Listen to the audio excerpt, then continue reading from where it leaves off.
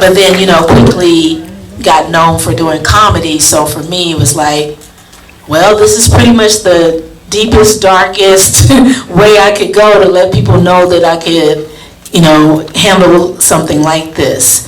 But figuring out how to play her was very hard because it's, when you have no words and you're afraid, it's like you really have just your eyes and you have, that's pretty much it. And then you're for me, it's like, you're afraid that if you do too much, then, he's going to shoot you. So, he's like, facts. So, but I enjoyed it. I enjoyed being able to, play that muscle and figure her out and take the journey. So, and Dylan made it really easy to take the journey because he's really such a sweetheart. But he definitely, and we had talked about it, like, he's like, you sure you want me? I'm like, yeah, just go for it. And then I was like, shoot, why did I tell him to go for it? But it also helped with telling the story, so that's pretty much my process. And you killed that. Let me know that you killed that role. Literally killed that role. We're going to pass it on to Dylan. Can you tell us about your character and how you came to cope all of everything about him? Yeah, well, Dax is a super chill dude, so it was pretty easy to get into character. He's just very misunderstood. It was, I don't know, it was kind of, there wasn't like, fortunately I didn't have like a ton of time to prepare. It was kind of like, know your shit now and let's go. So there wasn't like a lot of overthinking. It's just, a lot of the answers were on paper. So like his dialogue alone, like how many times did I say the F word, like in the molestation and all that. So I just read it a few times and I created a playlist of what I thought Dax would listen to, and I kind of just listened to that religiously and then did a bunch of it. I invited my family, so I'm not gonna go too deep into this. Some of the stuff I had to get into that dude's head, but yeah, interesting film to bring my family to for sure. But just went with whatever felt true, whatever felt right. I don't know if that answers your question. It does. Now, Leah, you casted this. Like, how was it finding Dylan, finding Elise, finding all the characters for this role? Well, first I want to give props to Christy Holliday. Christy Holliday is my associate. She actually took the lead on casting because, I want to give props to Christy because she was the one that took the lead on casting because Black and I were really into just mainly executive producing and then quickly became boots on the ground producers.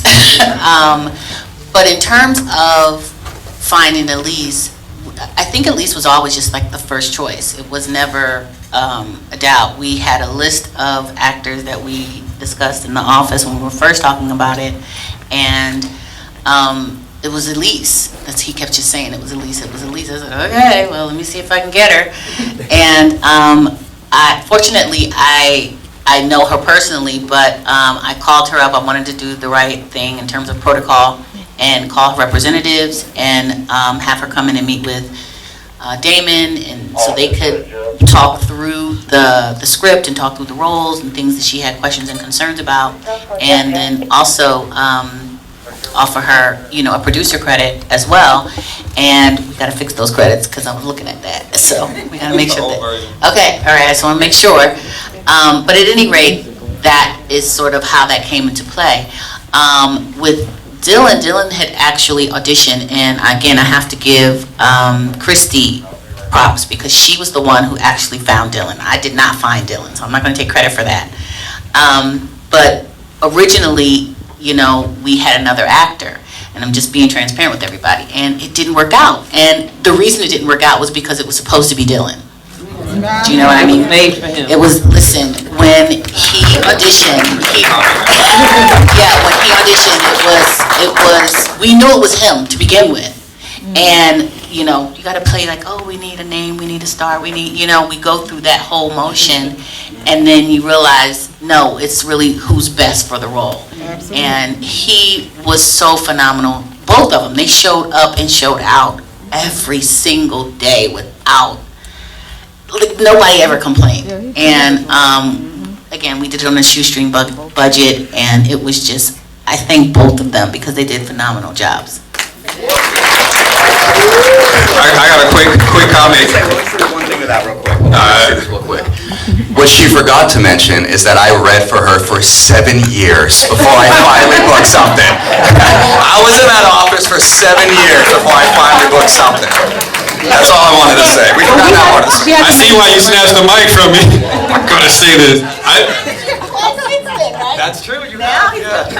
But real quick on that, like Leah said, Leah said originally come in and we talked about the script and the character and everything, and she was all into it and she was all excited to play this role, and so that got me extra excited. So that was beautiful.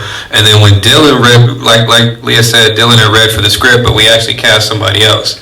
Didn't work out. Went back to Dylan, who was for sure the best person for like he was so much the best person for the role when he read. Because you had left the room. Christy was in there, and she read with them. She was reading opposite. And when he left the room, she was like, that guy scares me. Serious. She wasn't playing. She was like, that guy scares me. And that's how I knew he was the one. My next question was going to be over to our producers around here. You said you were boots on the ground. So, Black, how much boots on the ground were you doing on this film? First of all, I want to say thank you to Jamie and Jamal for tricking us into doing this movie.